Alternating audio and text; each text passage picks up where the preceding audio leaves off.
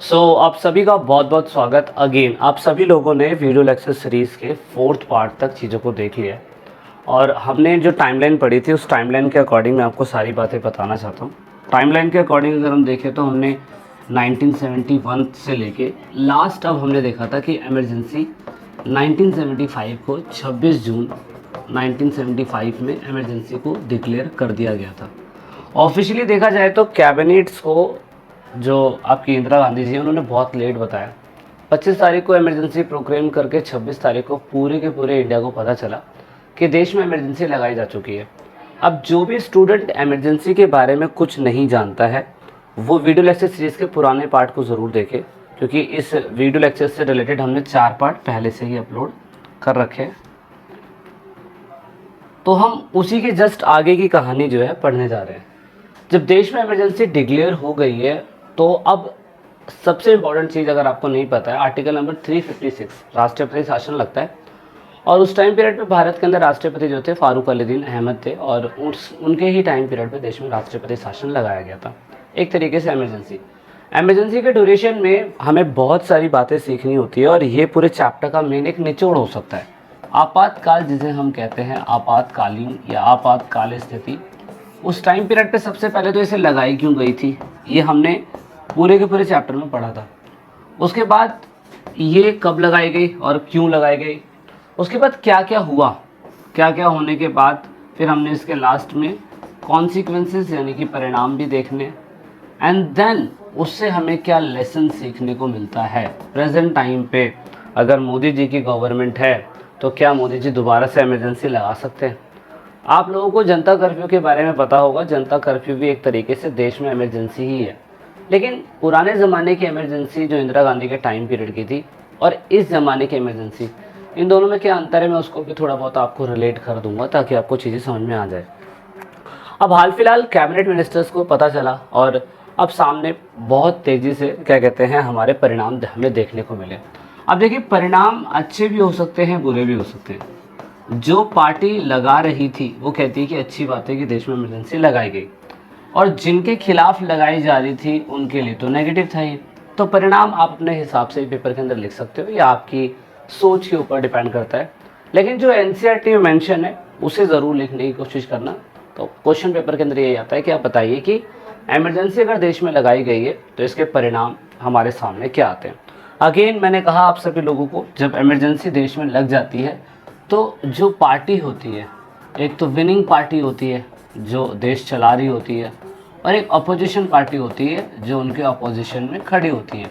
लेकिन during emergency अगर आप देखें तो अपोजिशन का कोई रोल नहीं होता है, विनिंग पार्टी ही रूल कर रही होती है और सारे के सारे नियम और कायदे कानून बनाने का अधिकार रूलिंग पार्टी का होता है। और इस टाइम पीरियड पे जब देश में 1975 से लेकर 1977 तक जब देश में इमरजेंसी लगी थी तो उस समय कांग्रेस की गवर्नमेंट थी और कांग्रेस रूल कर रही थी पूरे भारत को, तो अपोजिशन बची नहीं। तो ऐसे में बहुत सारे परिणाम हमारे सामने आते हैं। एनसीईआरटी बहुत सारी बताती है, जैसे विपक्षी नेताओं को जेल में डालना, स्ट्राइक्स को बैन कर दिया गया। अब आपको पता है स्ट्राइक्स कौन कौन सी लगी थी। स्ट्राइक इतने धरने प्रदर्शन हो रहे थे, नवनिर्माण मूवमेंट, बिहार मूवमेंट, उसके बाद गुजरात मूवमेंट, रेलवे हड़ताल पे जाना, नक्सली मूवमेंट, कितने सारे मूवमेंट थे और भी जगह मूवमेंट हो रहे थे, उनको बैन कर दिया गया। सरकार के पास पूरा कंट्रोल आ चुका है। प्रेस सेंसरशिप लगा दी गई। प्रेस सेंसरशिप का मतलब क्या होता है, अगर प्रेस सरकार के खिलाफ कुछ भी छापती है तो उस प्रेस को बंद कर सकते हैं, जब्त कर सकते हैं या उन पर बैन कर सकते हैं। ये बिल्कुल एक तरीके से अंग्रेजों की तानाशाही का ही टाइम पीरियड आ गया।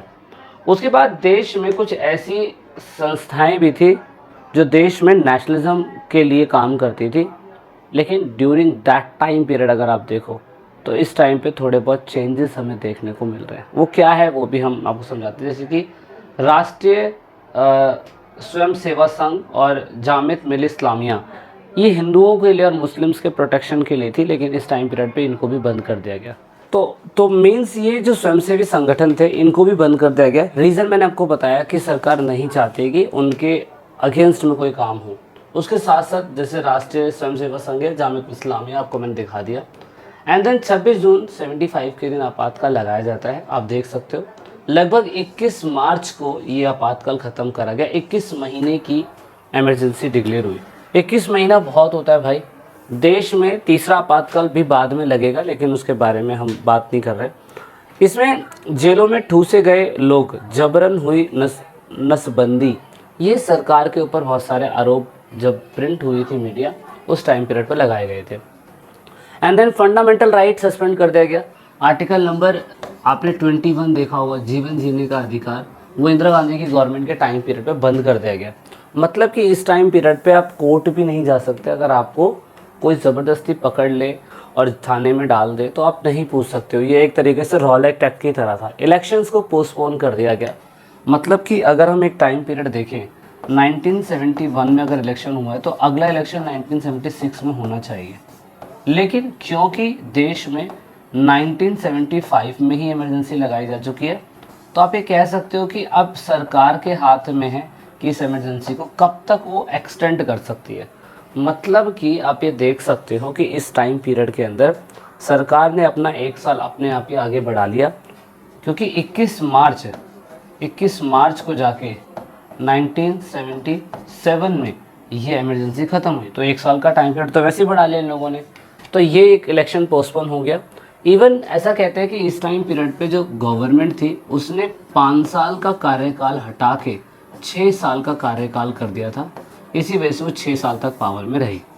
Then preventive detention was widely used. It means that निवारक नज़रबंदी, किसी को भी शक होता था सरकार को कि वो पॉलिटिकल एक्टिविटी के खिलाफ कुछ भी गलत काम कर रहा है, सरकार उसको जेल में डाल देती थी, शक के बिहाफ पे भी। तो इसका इमरजेंसी का विरोध करने के लिए बहुत सारे लीडर भी थे, लेकिन उस टाइम पीरियड में बहुत सारे लीडर अंडरग्राउंड हो गए थे, जिनमें से नरेंद्र मोदी भी एक एग्जाम्पल है कि नरेंद्र मोदी भी मे भी शायद से उस टाइम पीरियड पे जो आज के देश के राष्ट्रपति बने हुए उस टाइम पे सिख बन के अंडरग्राउंड हो चुके थे। तो आप बोल सकते हैं कि बहुत सारे लीडर जो थे जो इस आपातकाल के खिलाफ थे, लेकिन उन्होंने अपने आप को अंडरग्राउंड कर लिया 2 साल के लिए। बहुत सारे अखबार जो है उन्होंने प्रोटेस्ट करा, लेकिन बहुत सारे अखबार जो थे उन्होंने प्रोटेस्ट करा कि हमें सच छापना है, लेकिन सरकार ने प्रेस सेंसरशिप लगा रखी थी, है ना। और तो आप सरकार के खिलाफ कुछ नहीं छाप सकते। तो जानबूझ के प्रेस लोगों ने सारा का सारा अखबार काला छापा, किसी ने बिल्कुल कुछ भी नहीं छापा, किसी ने ऐसे ब्लैंक छोड़ दिया, तो ये भी था। एंड देन बहुत सारी मैगजीन न्यूज़पेपर को शट डाउन कर दिया गया जो सच लिखती थी। बहुत सारे न्यूज़ लेटर और साथ में क्या कहते हैं पत्रकार जो भी पब्लिश करते थे उन सबको बैन कर दिया गया। बहुत सारे सेलिब्रिटीज़ ने, जो बड़े बड़े स्टार्स थे, उन लोगों ने उस टाइम पीरियड में अपने जो बड़े बड़े क्या कहते हैं पद्म भूषण, पद्म विभूषण, भारत रत्न ऐसे अवार्ड्स को वापस कर दिया। तो ये सारे परिणाम आप देख सकते हो ऑल एंड ऑल। और जब इमरजेंसी ख़त्म होती है तो सबसे बड़ा क्वेश्चन लोगों के मन में आता है कि क्या देश के अंदर इमरजेंसी लगानी ज़रूरी थी, क्योंकि देश में वैसे भी इकोनॉमिक बर्डन तो बहुत पहले से था। 1971 में जैसे ही इंदिरा गांधी की सरकार चुन के आती है तो देश में अगर हम देखें तो इकोनॉमिक बर्डन पहले से ही है, क्योंकि 1972 के अंदर मॉनसून फेलियर हो चुका था।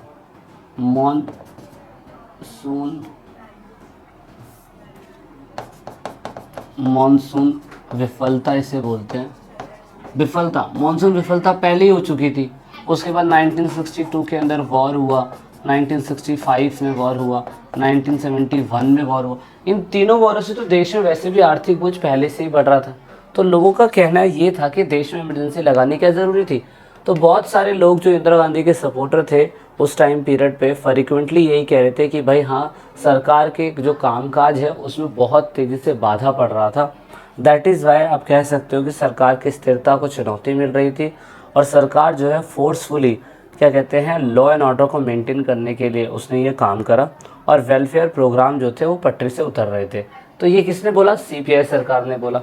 क्यों? देखो, कोई सरकार पावर में आती है तो सरकार का मेन काम क्या होगा? सरकार का मेन काम होगा पॉलिसीज़ को बनाने में और जनता की मदद करने में। लेकिन सरकार हमेशा आंदोलनों को ही ठीक करती रहेगी, सरकार हमेशा हड़तालों को ही ठीक करती रहेगी। तो ऐसे में सरकार काम कब करेगी? सरकार पॉलिसीज़ पे ध्यान कब देगी? तो इस हिसाब से लोगों का ये कहना था कि सरकार कामकाज ढंग से नहीं कर पा रही थी, सरकार स्थिर नहीं हो पा रही थी, क्योंकि बहुत बार चैलेंजेस उन्हें देखने को मिल रहे थे। कानून व्यवस्था का रख रखाव ढंग से नहीं हो पा रहा था और सरकार जो भी प्रोग्राम चला रही थी उन प्रोग्रामों को वो इम्प्लीमेंट नहीं कर पा रही थी। इसलिए रीज़न है। आपको अगर याद होगा 1971 के अंदर जिस समय इलेक्शन इंदिरा गांधी जी जीत के आई थी, तो उस टाइम पीरियड पर कांग्रेस ने सीपीआई गवर्नमेंट के साथ अलायंस बिल्ड करा था तो सीपीआई जिस समय पे सपोर्टर था तो उनका मानना ये था कि शायद से इंदिरा गांधी के खिलाफ इंडिया के अंदर ये प्रोपोगंडा रचा जा रहा था, एक तरीके से मैं कह सकता हूँ प्रचार प्रसार रचा जा रहा था कि इंदिरा गांधी की गवर्नमेंट को गिराया जा सके। तो इंटरनेशनल कॉन्स्पिरेसी बता रहे हैं ये लोग कि भारत में अंतर्राष्ट्रीय साजिश थी कि इंदिरा गांधी की गवर्नमेंट को हटाया जाए। इसीलिए शायद से आंदोलन के अंदर जो मिडिल क्लास थे और जो बहुत ज़्यादा गरीब लोग थे वही इस आंदोलन में थे, अमीर आदमी तो इस आंदोलन में था ही नहीं। इसीलिए ये पार्टी इमरजेंसी को सपोर्ट करती थी और कम्युनिस्ट पार्टी ऑफ इंडिया उनमें से पार्ट था। तो इमरजेंसी के दौरान सरकार ने क्या क्या कहा, सरकार ने क्या क्या इसका इस्तेमाल करा। तो सरकार सबसे पहले बहुत सारे लॉज लेके आती है, सरकार को फ़ायदा तो होना चाहिए ना, जिसमें से अगर आपको याद हो 1976 के अंदर, ये क्लास 11 के अंदर ज़्यादा इम्पॉर्टेंट है।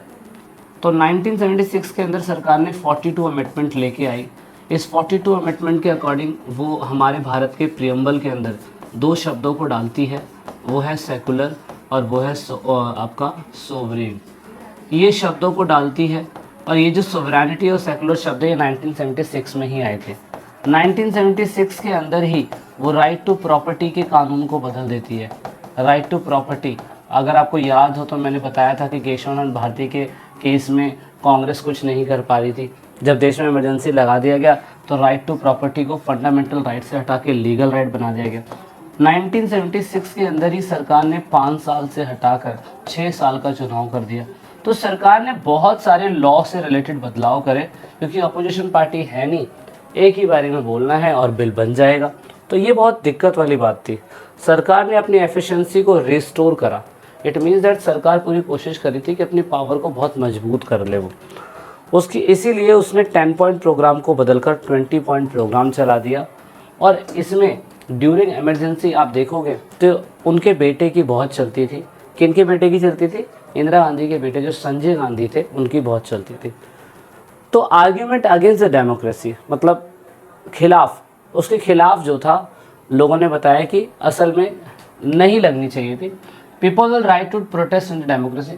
भाई लोगों ने कहा कि देश में आपातकाल लगाना ज़रूरी क्यों है? अगर कोई भी व्यक्ति है तो भाई वो अपने अधिकारों का इस्तेमाल करके, तो लोकतांत्रिक देश है तो वो तो आंदोलन तो करेगा अगर सरकार गलत काम कर रही है तो। एटिकेशन और non violence and not anti national, it is just against the Indira.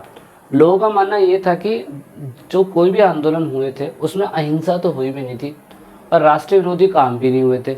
लोगों का कहना था कि सिर्फ इंदिरा गवर्नमेंट के खिलाफ है जो सरकार गलत काम कर रही है, जिसमें से Bihar movement, Navnirman movement, railway का हड़ताल पे जाना एक कारण हो सकता है। Home ministry never report against the law and order problem. और बताया भी ये गया कि इंदिरा गांधी की सरकार ने देश में जब इमरजेंसी डिक्लेयर कर दी तो उससे पहले कभी भी नहीं बताया कि देश में लॉ एंड ऑर्डर ख़राब हो रहा है। तो एकदम से कैसे ख़राब हो गया? कभी भी ये नहीं बोला कि सरकार जो है गवर्नमेंट जो मशीनरी है जनता उस पर कंट्रोल कर रही है, ऐसा भी नहीं हुआ एकदम से। Indira Gandhi misuse the constitutional provision to retain the power. और ये बात बिल्कुल सच है कि इंदिरा गांधी ने संविधान का गलत इस्तेमाल करा ताकि वो अपनी सत्ता के अंदर अपने आप को बनाए रखे। तो ऐसे कुछ पॉइंट्स हैं जो आप लिख सकते हो। जो इनके आलोचक थे, जो इनको क्रिटिसाइज़ कर रहे थे, वो यही कह रहे थे कि बहुत सारे प्रोमिसेस जो सरकार कर रही थी या करना चाह रही थी वो कर नहीं पाई। इवन लॉकडाउन यानी कि देश में इमरजेंसी के दौरान प्रिवेंटिव डिटेंशन, निवारक नज़रबंदी के तहत किसी भी व्यक्ति को जिस पे आरोप भी नहीं था, अगर उसको गिरफ्तार कर लिया जाता था तो कितने केसेस तो ऐसे देखे गए कि कस्टडी के अंदर ही उनकी डेथ हो गई। बहुत सारे पुलिस वालों ने अपनी शक्तियों का दुरुपयोग करा और जिनको भी कस्टडी में बंद कर लिया था उनको ये पूरी तरीके से अंदर ही मार देते थे। इवन बहुत सारे प्रेस जो हैं उन पर ज़बरदस्ती सेंसरशिप लगाई गई। और आप देखोगे संजय गांधी जो थे, जो कोई मिनिस्टर भी नहीं थे, फिर भी वो उस समय ब्रॉडकास्ट मिनिस्टर को सब सारी बातें बताते थे। कोई भी रेडियो के ऊपर कुछ भी प्रसार होने जा रहा होता था, ब्रॉडकास्ट होने जा रहा होता था, तो संजय गांधी बोलते थे कि पहले सारी बातें मुझे बताई जाएगी, जब जाके क्या कहते हैं ये ब्रॉडकास्ट होगी। तो आप सोचिए कोई एमपी जो सिटिंग एमपी है वो उनके बेटे को ज़बरदस्ती बता रहा है, जबकि ऐसा नहीं होना चाहिए ना। तो ये भी एक लॉस है। संजय गांधी के उस टाइम पीरियड में बहुत चलती थी, जबकि वो 1980 में चुन के आए थे। फोर्सफुली फैमिली प्लानिंग, बहुत सारे लोगों ने, सरकार ने 20 पॉइंट प्रोग्राम चलाया था। तो सरकार ज़बरदस्ती लोगों को नसबंदियाँ करवाने के लिए बोल रही थी जो बिल्कुल गलत है। तो ये क्रिटिसाइज़ है जो देश में हो रहा था। बड़े लेवल पर गरीब लोगों के लिए क्या कहते हैं स्थानांतरण हुए। स्थानांतरण का मतलब ये होता है कि जहाँ पे घर तोड़े गए, इसका एग्जाम्पल आपके एनसीईआरटी में घर तोड़ने के बाद उनको शिफ्ट करवाया जा रहा है ज़बरदस्ती, जो बिल्कुल गलत है। तो finally end of the lesson अगर हम देखने की कोशिश करें कि हमें आपातकाल से सीखने को क्या मिलता है, टेस्ट ऑफ द डेमोक्रेसी। ये टेस्ट ऑफ द डेमोक्रेसी था। मतलब कि कोई भी देश में बड़े से बड़ा नेता आ जाए, डेमोक्रेसी को हिला नहीं सकता वो, क्योंकि इमरजेंसी अगर देश में इंदिरा गांधी ने लगाई तो कितने समय तक लगा पाई, वो ज़्यादा समय तक नहीं लगा पाई। इमरजेंसी के बाद ऐसा तो नहीं था कि देश में तानाशाही आ गई। इमरजेंसी ख़त्म हुई एक टाइम पीरियड पे और डेमोक्रेसी दोबारा से रिस्टोर हो गई, तो एक अच्छी बात है। Satisfy the provision. अब यहाँ क्लेरिफाइड द प्रोविज़न। यहाँ पे एक सबसे इम्पॉर्टेंट बात है जो हमें समझनी है। देश में इमरजेंसी लगाने का सबसे बड़ा रीज़न जो था, देश में इमरजेंसी लगाने का वो सबसे बड़ा रीज़न इंदिरा गांधी ने ये दिया कि इंदिरा गांधी ने देश में इमरजेंसी लगाने का रीज़न ये दिया कि देश में इंटरनल डिस्टर्बेंस हो रही है। ठीक है, इंटरनल डिस्टर्बेंस इसे बोलते हैं आंतरिक गड़बड़ियाँ। तो उन्होंने बोला कि देश में आंतरिक गड़बड़ियाँ हो रही है, इसलिए देश में इमरजेंसी लगानी पड़ेगी। अब देश में इमरजेंसी लगाने के लिए एक सिंपल सा प्रोविज़न होता है कि अभी प्रेजेंट टाइम पे बता रहा हूँ, पुराने ज़माने में ऐसा नहीं था। इंदिरा गांधी जी किसी भी एमपी, जितने भी उसके कैबिनेट मिनिस्टर थे, ना तो इंदिरा गांधी ने उनसे साइन करवाया, वो डायरेक्टली अपने बिहाफ पे राष्ट्रपति के पास पहुंचती है और बोलती है कि मुझे लगता है कि देश में इमरजेंसी लगानी चाहिए, और देश में इमरजेंसी लगा दी गई। तो ये कोई प्रोसीजर नहीं था। और इमरजेंसी लगाने के बाद कम से कम 1-2 साल के बाद सरकार को हमेशा समय समय पे 6 महीने के अंदर लोकसभा के अंदर अपनी क्या कहते हैं चीज़ों को पूछना पड़ता है प्रेजेंट टाइम पीरियड पे कि इमरजेंसी कंटिन्यू रखें या ना रखें। लेकिन दोस्तों यहाँ पे सरकार ने इंटरनल डिस्टर्बेंस के बिहाफ पे देश में इमरजेंसी लगाई, जो बिल्कुल गलत है। सरकार को आर्म रिबेलियन के अकॉर्डिंग, यानी कि सशस्त्र विद्रोह के अकॉर्डिंग देश में इमरजेंसी लगाने की ज़रूरत होनी चाहिए। इंटरनल डिस्टर्बेंस तो आप किसी भी बिहाफ पे कर सकते हो। अगर देश में पंजाब जो है वो किसान आंदोलन सबसे ज़्यादा करता ही रहता है। अब मान लीजिए कि देश में पंजाब अगर अभी दिल्ली के क्या कहते हैं फ्लाईओवर के पास उन्होंने पूरे घर वर बना लिया और आंदोलन 1 साल से ऊपर चला, तो क्या मोदी की गवर्नमेंट ने देश में इमरजेंसी लगाया? मोदी की गवर्नमेंट बोल भी सकती थी कि भाई ये एक इंटरनल डिस्टर्बेंस है, देश में खतरा मंडरा रहा है, तो देश में इमरजेंसी लगा देनी चाहिए। तो ऐसा बिल्कुल नहीं है कि देश में इमरजेंसी ऐसे लगाई जाएगी। तो इसीलिए इस पर काम करने की बहुत ज़्यादा ज़रूरत थी और इस पर हमने काम भी करा और हमने फिर ऐसे लॉज बनाए जिसकी वजह से ये चीज़ क्लियर हो गया कि इमरजेंसी लगाना मुश्किल है, हटाना आसान है। तो इसके ऊपर हमने काम करा। देन उसके बाद बहुत सारी अवेयरनेस हुई सिविल लिबर्टी को लेके, जैसे कि सरकार ने आर्टिकल नंबर 21 को उस टाइम पीरियड पे हटा दिया था और सरकार ने ये भी कह दिया था कि भाई हम किसी भी व्यक्ति को शक के बिहाफ पे पकड़ सकते हैं और उसे कस्टडी में मार भी दिया गया। तो सरकार को इमरजेंसी ख़त्म होने के बाद जो नई सरकारें आई उन्होंने बताया कि कैसी भी स्थिति हो सकती है, लेकिन आर्टिकल नंबर 21 जो है वो कभी ख़त्म नहीं होगा। तो ऐसी कुछ बेसिक बातें हैं जो हमने इमरजेंसी के दौरान सीखी थी। तो ये पूरी तरीके से इमरजेंसी के बारे में था। वीडियो के नेक्स्ट लेक्चर सीरीज़ में आपको समझ में आएगा कि किस तरीके से 1977 में इलेक्शन ख़त्म होते हैं, 1977 में इमरजेंसी ख़त्म होती है और नई सरकार हमें सामने देखने को मिलती है। तो मिलते हैं नेक्स्ट क्लास में। आई होप आपको कॉन्सेप्ट समझ में आया होगा। This is it in this video.